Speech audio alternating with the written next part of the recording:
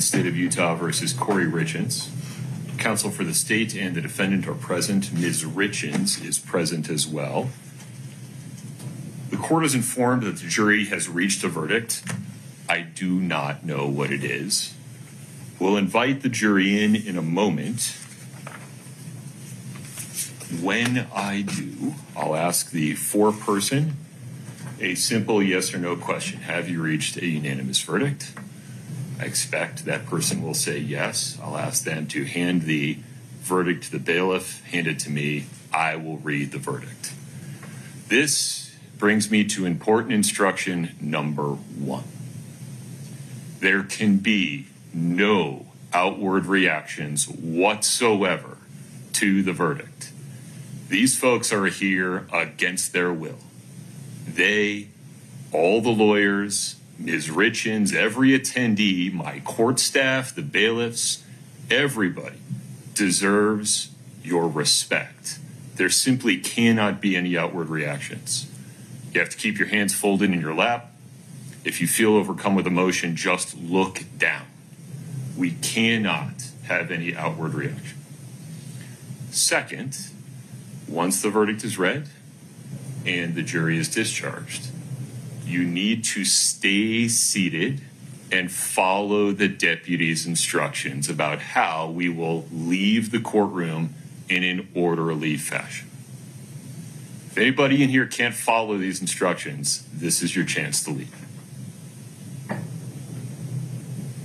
All right. Fair warning. Counsel, Ms. Richins, it is my practice to ask all the lawyers and the defendant to stand in respect for the jury as I read the verdict.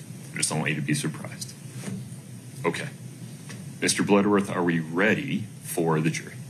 Yes, Your Honor. Ms. Lewis. We are. All right.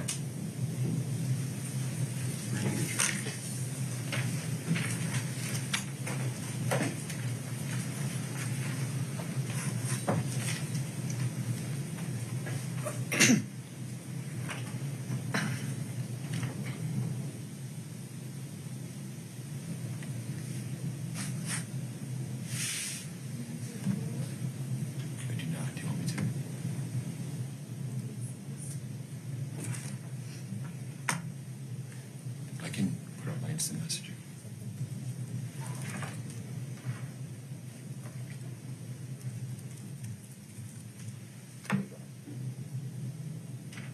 Oh.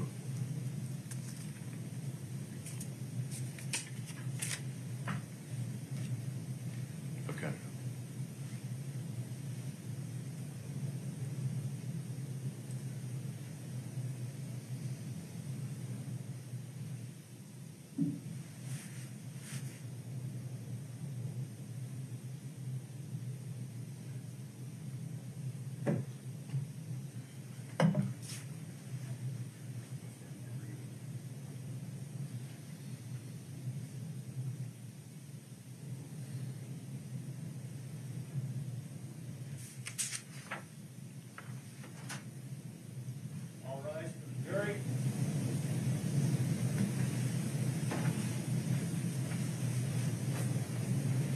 Folks, please have a seat as you come in.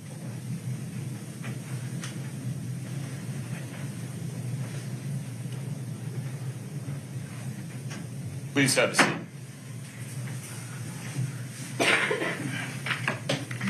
Ladies and gentlemen, would the foreperson you've selected please stand?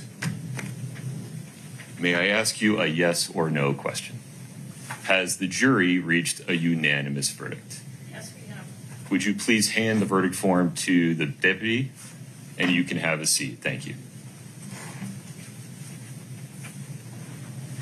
I'll take that.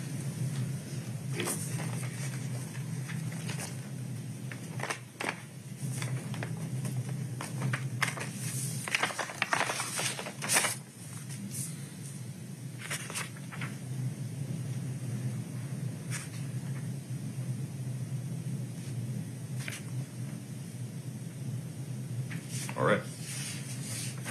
Counsel, Ms. Richins, please stand.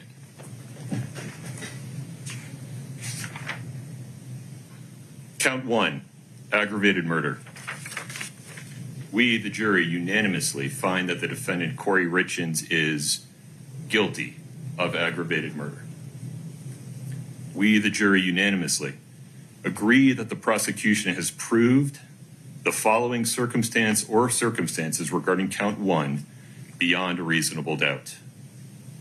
The homicide was committed for pecuniary gain, and the homicide was committed by means of the administration of any substance administered in a lethal amount, dosage, or quantity. Count 2, attempted aggravated murder. We, the jury, unanimously find that the defendant, Kouri Richins, is guilty of attempted aggravated murder. We, the jury, unanimously agree the prosecution has proved the following circumstance or circumstances regarding count 2 beyond a reasonable doubt.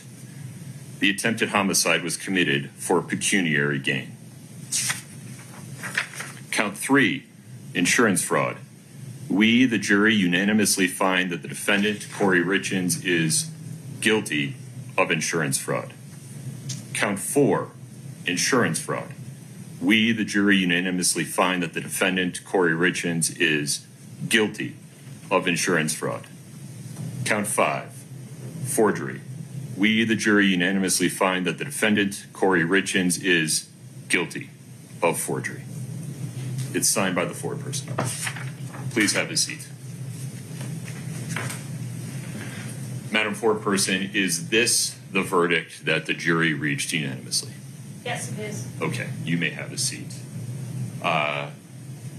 Ms. Lewis, Ms. Nestor, do you wish the jury to be polled? Yes, please. All right. Folks, I'll ask you the same yes or no question, one at a time, starting on my left, working this way.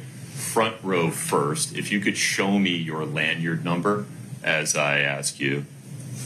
Juror number 5, is this the verdict you voted in favor of? Yes. Juror number 4, is this a verdict you voted in favor of? Yes. Juror number 3. Yes. I can't see your name, I'm so sorry. The foreperson, I just need to ask you again, I'm sorry. Juror number 2. Yes, it is. Juror number 1. Yes, Your Honor. Sir. Juror number 8. Yes. Juror number 7. Yes. Juror number 6. Yes. All right. Counsel, is there anything further on this case before the jury is discharged? Mr. Bloodworth. No, Your Honor. Thank you. Ms. Lewis. No, Your Honor. All right. Ladies and gentlemen of the jury, this trial is now finished. Thank you for your service. The American system of justice relies on your time and your sound judgment, and you have been generous with both. You serve justice by your fair and impartial decision. All of my previous admonitions are now lifted. You may speak about this case with anyone or with no one at all. It is entirely up to you. You might be contacted in the future by the press or by the lawyers. You do not have to talk with them or with anyone else, but you may if you would like. The choice is yours entirely.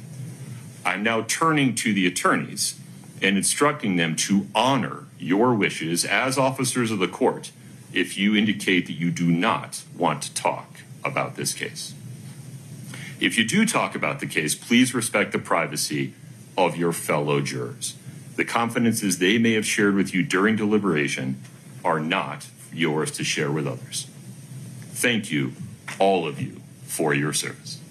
Please rise for the jury.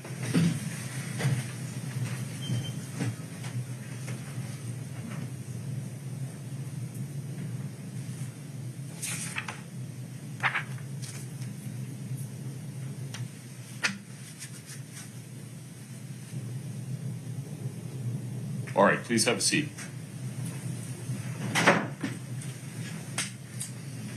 Ms. Lewis, we need to get a pre-sentence investigation report, and we need to set sentencing. I imagine, Mr. Bloodworth, that the state would request that that be special set. Yes, Your Honor. Okay. Ms. Lewis, does defendant waive the 45-day limit for sentencing? Yes, we will. All right. Let me call up my calendar.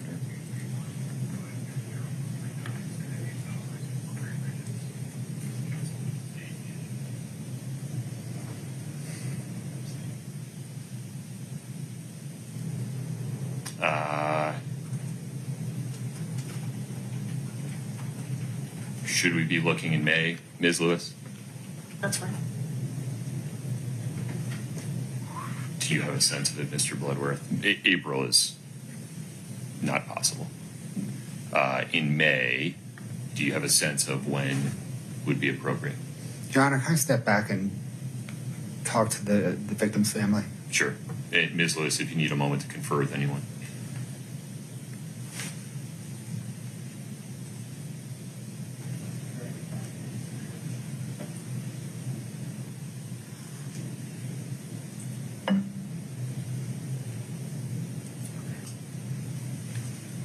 Your Honor, any day in May works.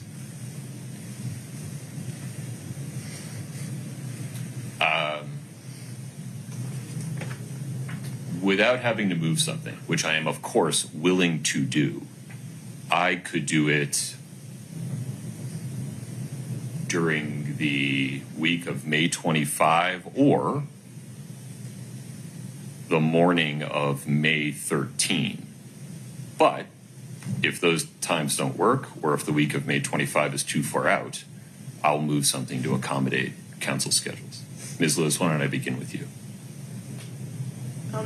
Either of those days would work for the defense.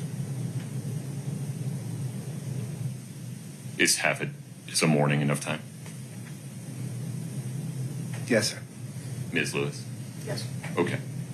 We'll set sentencing for 9:30 a.m. Wednesday, May 13.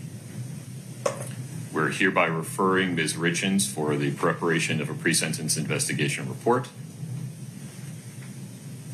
Ms. Lewis, anything else on the record today? No, Your Honor. Mr. Bloodworth? No, Your Honor. Ms. Richins, I'll see you again, May 13, 9:30 a.m. I need everyone to stay seated, follow the instructions